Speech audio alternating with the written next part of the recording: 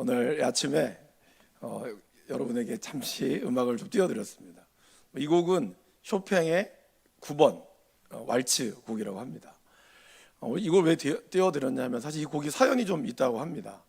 쇼팽은 총 20곡 정도의 곡을 내셨는데 그 중에 이제 8곡만이 생전에 이제 발간이 됐고 나머지는 이제 사후에 이렇게 발견이 됐다라고 합니다. 그 중에 의도적으로 안 낸 것도 있다라고 하죠. 그게 바로 오늘 우리가 좀 전에 바로 들은 쇼팽의 왈츠 9번이라고 하더라고요. 13 맞죠? 제가 전문가는 아니어서 혹시나 틀릴까봐. 쇼팽이 몸이 좀 안 좋았다고 합니다. 그래서 독일에 잠깐 유학을 하러 갔을 때 그때 이제 보진스키 가문, 예전부터 알고 있던 가문의 친구를 만나서 이야기를 나누는 중에 다 자란 16살의 마리아라고 하는 여인을 다시 제어하게 된 거죠. 그러니까 동생을 제어하게 된 거죠. 그때는 이제 코울릭의 아이였다가 16살에 아주 이탈리안 피를 이어받은 그런 아름다운 미모의 아가씨로 변한 모습을 보고 이제 깜빡 반해서 쓴 곡이 바로 이 곡이라고 합니다. 그래서 원래 약혼까지 했다가 집안의 반대가 너무 심했다고 해요. 원래 이 쇼팽이 폐렴도 있었고 건강이 안 좋아서 결혼하면은 얼마 못 살 수도 있다. 부모님들이 어떤 딸을 아끼는 마음으로 가진 협박과 또 그런 회유를 통해서 결국에는 결혼을 하지 못하고 그리고 이렇게 헤어졌다라고 합니다. 그래서 그러면서 이제 이런 추억을 담아서 이런 곡의 모습이 남겨져 있다가 사후에 이 곡이 발견되었다라고 합니다. 그래서 그때 쓴 1835년 9월 드레스덴에서부터 이렇게 초고의 번역이 초고에 그렇게 적혀 있다고 해요.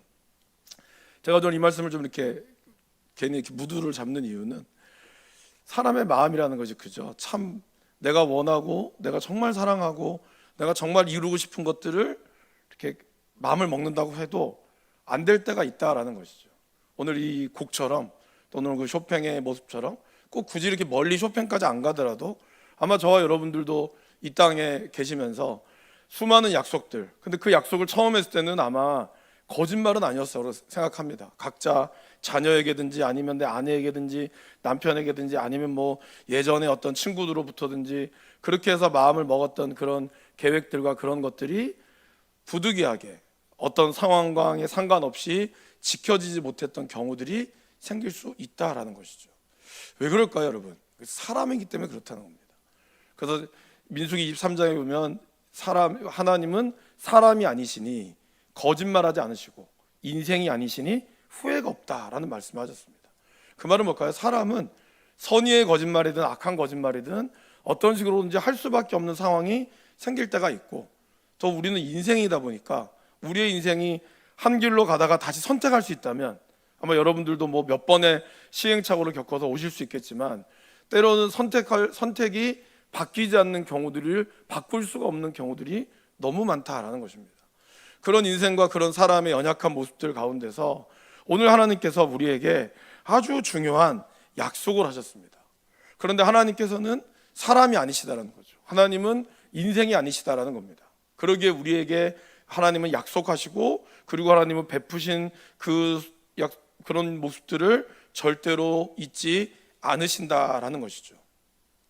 자, 화면을 보시면 오늘 이제 아이들과 함께 하는 거라서 제가 아이들이 쓰는 PPT를 조금 준비를 목사님께 좀 받아서 했습니다. 이제 저 장면은 바로 쇼팽이고요. 그다음에 그가 쓴 고별, 아까 말씀드렸던 이별의 왈츠라고 하는 그런 곡입니다. 그다음 페이지 넘겨주실까요? 여러분, 예수님께서 이제 제자들에게 마지막 성찬식을 하시고 제자들을 발을 씻겨주시면서 세 번 자기들의 예수님의 죽음을 말씀하셨죠. 내가 죽고 부활할 것이다. 제자들은 사실 믿지 않았습니다. 처음에 제자들의 반응은 어떠했습니까? 예수님의 멱살을 잡았죠. 베드로가. 절대로 그럴 수 없습니다. 그러나 예수님은 그러한 베드로를 향해서 사단아 내 뒤로 물러가라 라고 하면서 꾸짖으셨어요. 그런 다음에도 2번, 3번 걸쳐서 예수님은 자신의 죽음과 부활하심을 얘기했죠. 제자들은 이제 막 예수님이 이제 말릴 수는 없죠. 이해는 안 되으나 너무 무서웠죠. 또 혹시 사단아 물러가라 소리 들을까봐. 그래서 아무 말도 못했어요. 이제 마지막 정말 예수님이 어떤 결전의 날이 다가왔을 때 예수님은 그날 밤 십자가에 못 박히지 전날 밤에 제자들과 함께 성찬식을 거행하시고 제자들의 발을 씻겨주시면서 하셨던 말씀이 바로 14장 1절에서 3절 말씀이죠. 우리 화면을 통해서 같이 한번 읽어보실까요? 너희는 마음에 근심하지 말라. 하나님을 믿으니 또 나를 믿으라. 내 아버지 집에 거할 것이 많도다. 그렇지 않으면 너희에게 일렀으리라. 내가 너희를 위하여 거처를 예비하러 가노니 가서 너희를 위하여 거처를 예비하면 내가 다시 와서 너희를 내게로 영접하여 나 있는 곳에 너희도 있게 하리라. 그러니까 예수님은 아마 제자들의 그 근심을 알았던 것 같아요. 그래서 말씀하신 거죠. 근심하지 마라. 내가 너에게 먼저 가서 거처를 예비하러 가노라. 그러면 여러분, 주님이 이 승천하시고 나면 그럼 이 땅은 어떻게 될까요? 사실 그것도 제자들의 걱정거리일 수 있겠죠. 그때 예수님이 또 제자들에게 하셨던 또 하나의 말씀이 있죠. 바로 요한복음 14장 6절 말씀입니다. 같이 한번 읽어보겠습니다. 내가 아버지께 구하겠으니 그가 또 다른 보혜사를 너희에게 주사 영원토록 너희와 함께 있게 하리니. 바로 이 보혜사가 뭡니까? 보혜사가 바로, 화면 바로 넘겨주실까요? 보혜사가 바로 성령님이죠. 이 성령님의 또 다른 이름, 원래 변호하다라는 뜻입니다. 이 성령님의 또 다른 이유는 바로 대언자죠. 예수님 하나님의 말씀을 우리 입술을 통하여 대언하기도 하시고, 그리고 우리를 중재하시는 분이시죠. 하나님과 우리 사이에서 성령님을 통하여 우리가 중재가 되어지는 거죠. 또 성령님은 우리를 보호하시는 분이시죠. 그리고 저와 여러분들의 어려움과 형편들을 기도해 주시는 분이시죠. 그래서 로마서에 보면 뭐라고 말씀하고 있습니까? 우리가 마땅히 구할 바를 알지 못할 때 성령이 친히 우리를 위하여 간구하신다고. 그렇게 예수님께서는 성령을 우리에게 보내주신다라고 약속을 하셨습니다. 그렇게 해서 어떻게 되셨습니까? 예수님은 승천하셨죠. 승천하시는 가운데 제자들에게 예수님은 뭐라고 말씀하셨죠? 너희가 성령을 기다리라 라고 말씀하셨습니다.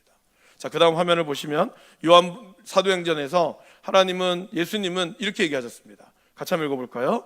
사도와 함께 모이사 그들에게 분부하여 이르시되 예루살렘을 떠나지 말고 내게서 들은 바 아버지께서 약속하신 것을 기다리라.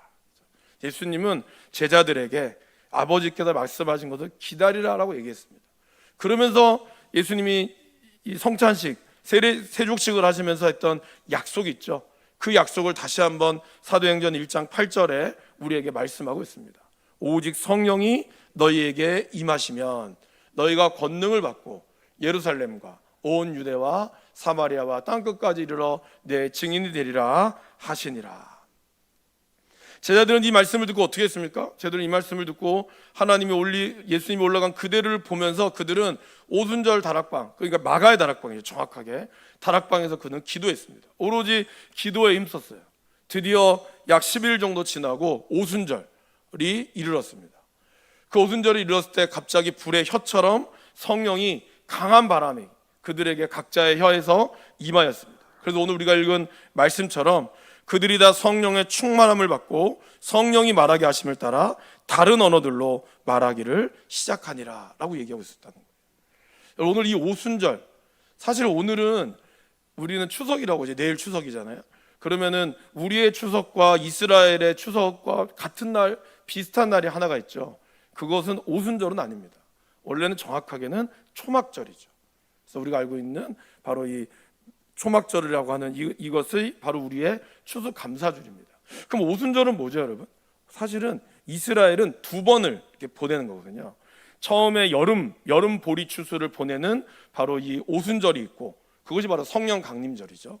그리고 이제 음력 7월 15일, 우리의 추석은 언제죠? 음력 8월 15일이죠. 한 달 정도 차이가 납니다. 그러니까 이미 9월 정도에 이스라엘은 그 초막절을 보냈고요. 9월이 또 새해죠, 그들에게는. 그렇게 초막절을 보내면서 그들이 이스라엘에서 애굽에서 가난하게 보냈던, 종으로 애굽에서 보냈던 그들의 세월들을 탈출하면서 초막을 지으면서 일주일 동안 초막을 지으면서 하나님이 준 이 풍성한, 이제는 과일로부터 얻어오는 풍성한 곡식을 다시 한번 감사하며 나아가는 것이 바로 이 초막절이고, 저희들도 사실은 이제 음력 8월 15일이죠. 내일 음력 8월 15일에 저희들이 이 추석을 지냅니다. 그래서 뭐 저번에도 말씀을 드렸지만 저희들이 이제 그 추수감사주의를 11월로 드리는 이제 이유 중에 하나는 약간은 미국의 신학을 좀 영향을 받은 거죠. 미국에서는 그때가 땡스기빙 데이라고도 지키는데 한국도 그러한 전통을 따르고 있습니다.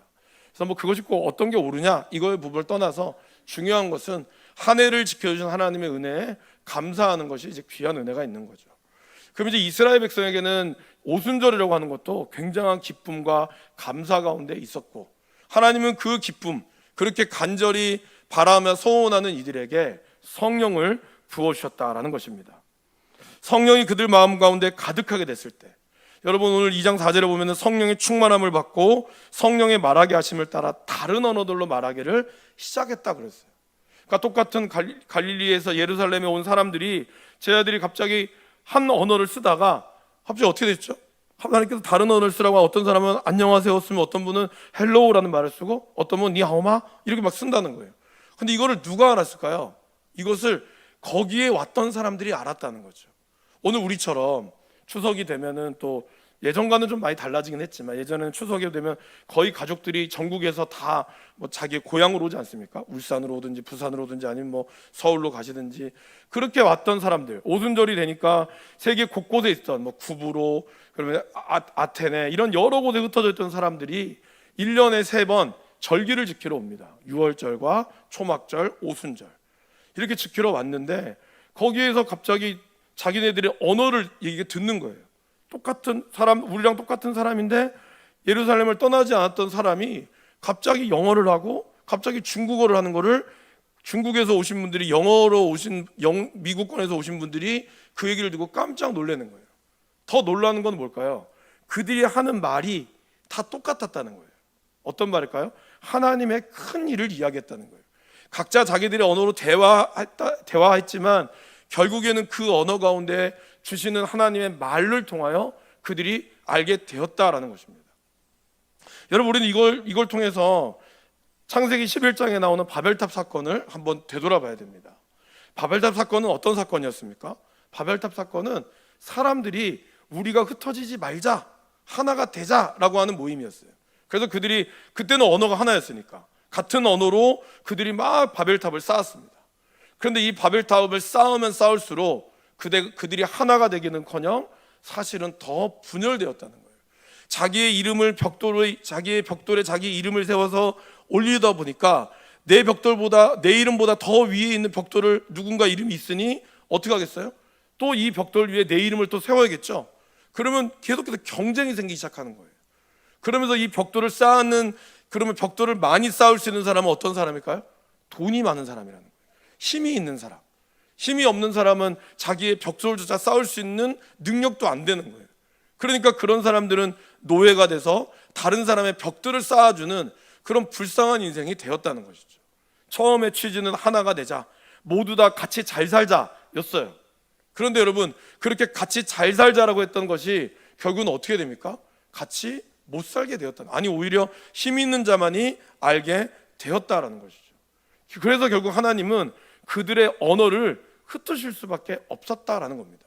근데 오늘 다시 오랜 시간이 흘러서 오순절에서 모였던 시간은 어떻습니까? 다른 언어를 썼어요. 그런데 하나님의 성령께서 역사하니까 다른 언어를 썼지만 그들은 한 말을 했다는 거죠. 바로 성령께서 우리에게 주시는 말이 그러하다라는 겁니다. 하나님이 우리 가운데 임할 때, 하나님은 우리가 다른 언어를 쓸지라도, 다른 지방에 살지라도, 다른 환경에 있다 할지라도 우리가 하나님의 은혜를 나누게 된다라는 것이죠. 여러분, 명절이 되면은 2가지를 하지 말아야 된다 그러죠. 이렇게 결혼에 대한 이야기, 뭐 결혼 안 한 가족이 있으면, 아니면 또 정치 이야기, 절대로 하면 안 된다고 하죠. 왜냐하면 다 각자가 다르기 때문이라는 거예요. 근데 거기서 자기를 주장하다가 정말 칼부림 나기도 하고 그렇습니다. 왜 그럴까요, 여러분? 사람들은 자기의 생각을 옳다라고 생각하거든요. 그러나 오늘 오순절의 다락방의 역사는 뭐죠? 자기의 생각이 옳은 게 아니라 하나님의 역사가 임했을 때, 비록 그들은 다 달랐지만, 그들은 다 다른 환경에 살았지만 하나님은 그들을 하나로 묶어 주셨다라는 것입니다. 이것이 바로 추석이, 오순절이 우리에게 주시는 하나님의 귀한 뜻이라는 것이죠. 그리고 여러분, 오늘 또 누군가 또 만나시든 만나러 가시든 만나시든 간에 우리에게 중요한 건 뭘까? 하나님께서 우리에게 각자에게 임하시도록, 그래서 그 임함을 통해서 하나님의 역사가 우리 온 가족들을, 우리가 만나는 모든 이들을 하나로 뭉치도록, 비록 언어가 다를 수 있고 생각이 다를 수 있죠, 환경이 다를 수 있죠. 그렇지만 하나님은 그 가운데 역사하신다라는 겁니다. 여러분 부부싸움 안 하시겠지만 부부싸움 하실 때 말이 안 통한다, 그럴 때 여러분 남편은 영어 쓰고 부인은 중국어 써서 싸웁니까? 말이 안 통하는 게 아니잖아요. 말이 안 통하는 거는 같은 말을 쓰고 있어도 같은 마음을 품지 않으면 싸우는 겁니다. 성령께서 우리의 마음을 묶어주지 않으면 우리는 각자의 소견에 옳은 대로 행할 수밖에 없다라는 것이죠. 그렇게 하나가 되고 난 이후에 오늘 사도 베드로를 통해서, 더 사도 요한을 통해서 하나님은 어떠한 역사를 보여주고 계십니까? 바로 사도행전 3장에 나오는 성전 미문에 앉은 안진뱅이, 그죠? 그에게 그는 돈을 구걸했어요. 뭐 한 푼 줍시오라고 구걸했을 때 사도 베드로와 요한이 어떻게 했습니까? 사도행전 3장의 말씀을 우리 같이 한번 읽어보겠습니다. 베드로가 이르되 은과 금은 내게 없거니와 내게 있는 이것을 내게 주노니 나사렛 예수 그리스도의 이름으로 일어나 걸으라 하고, 바로 다른 거는 없었어요. 오직 예수님의 이름이 그 성전 미문에 앉은 안진뱅이를 일으켜 세웠다는 것이죠. 수많은 사람들의 목소리가 아니라 하나님의 목소리로 선포할 때 하나님은 그 선포의 말에 역사하셨다라는 것입니다. 베드로의 말에 많은 사람들이 몰려들었습니다. 사람들이 몰려서 베드로의 말을 듣기 시작했어요. 성령께서 임하셔서 몇천 명의 사람들이 회개하고 돌아왔어요. 근데 그거를 보기 싫어했던 사람들이 있었죠. 바로 종교의 지도자들이었습니다. 그들은 이 베드로와 요한을 잡아서 막 죽이려고 했습니다. 그때 그렇게 겁이 많았던, 예수님 바로 앞에서도 예수님을 부인했던 베드로에게 하나님은 이러한 담대함을 허락하셨죠. 바로 사도행전 4장의 말씀입니다. 같이 한번 읽어볼까요? 베드로와 요한이 대답하여 이르되 하나님 앞에서 듣는 것이 하나님의 말씀을 듣는 것보다 옳은가 판단하라. 우리는 보고 들은 것을 말하지 아니할 수 하니. 오히려 베드로와 요한은 담대하게 바로 하나님의 복음을 전했다라는 것입니다. 그래서 성령의 임함은 우리에게 하나됨을 줄 뿐만 아니라 우리에게 담대함을 주신다는 거예요. 우리 입술에 담대함을 주셔서 하나님의 복음이 선포되어지도록 하나님은 역사하신다라는 것입니다. 그러게 여러분, 우리의 이러한 만남들은 언제나 하나님이 예비하시고 하나님이 붙들어 주시는 만남이죠.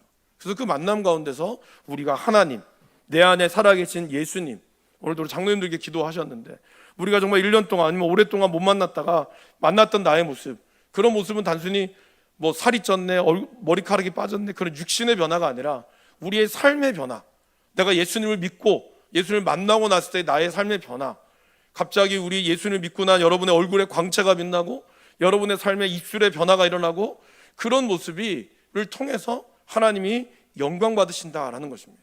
바로 이러한 담대함을 주셨다라는 것입니다. 하나님은 그것으로 그치지 않으셨죠. 바로 사도행전 1장 8절에 약속하신 대로 성령이 너에게 임하시면 너희가 예루살렘과 온 유대와 사마리아와 땅끝까지 이르러 내 증인이 되리라 라고 약속하셨습니다. 정말 사도행전의 그 뒤의 이야기를 보면 저렇게 많은 사도들께서, 사도 바울을 비롯한 많은 사도들께서 각자의 자리에서 복음을 전하셨고, 또 500의 형제에게, 그리고 수많은 교회들을 세워서 지금도 복음의 사명을 감당할 수 있도록 우리에게 허락하셨다라는 것입니다.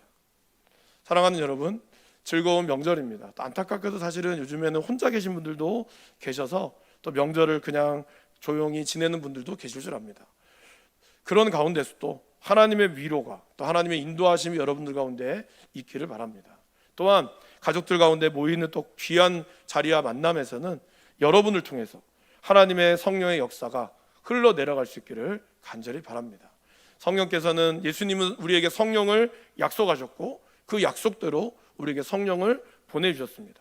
주님의 이름을 믿는 자, 그 이름을 부르는 자에게 하나님은 성령을 통해서 주셨고, 성령은 단순히 뭐 방언을 하고 그런 능력만이 아닙니다. 성령은 우리의 삶을, 우리의 성품을 변화시키는 거죠.